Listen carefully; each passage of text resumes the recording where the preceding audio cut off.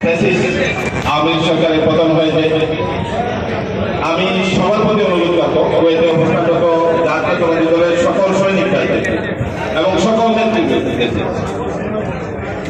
কুয়েতের আইন কানুনের প্রতি শ্রদ্ধা রেখে আপনারা এখানে রাজনীতি করবেন এবং আজকে যারা বক্তব্য ছিলেন প্রাসঙ্গিক আজকের এই প্রতিষ্ঠা বার্ষিকীর বাইরে গিয়ে বক্তব্য দিবেন।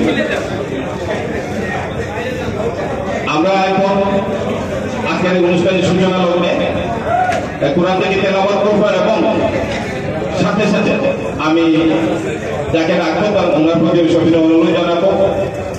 আপনি দেশ ও জাতির জন্য আমাদের শহীদ প্রেসিডেন্ট জিয়াউর রহমান, দেশ নায়ক তারেক রহমান, বেগম খালেদা জিয়া সহ আরাওয়াল টুকু এবং এই আন্দোলনে যারা শহীদ হয়েছে সবার জন্য দোয়া করবেন। অনুষ্ঠানের প্রথমেই আমরা এটা করে নিতে চাচ্ছি, কারণ লাস্ট পর্যায়ে দেখা যায় আমাদের সেই দোয়াটা হয় না।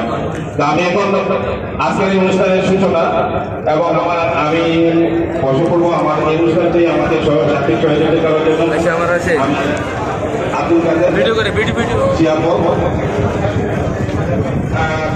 এবং এখানে যারা আছেন দুই চারজন তাদেরকে আমি প্রমাণটা বলবো, আপনারা সহযোগিতা করবেন। আর প্রথমে প্রধানমন্ত্রীকে তোলার জন্য আমি সবিনয় অনুরোধ জানাচ্ছি বাংলাদেশ জাতীয়তাবাদী দল ওই রাজ্য সরকার সাবেক আহ্বায়ক কমিটি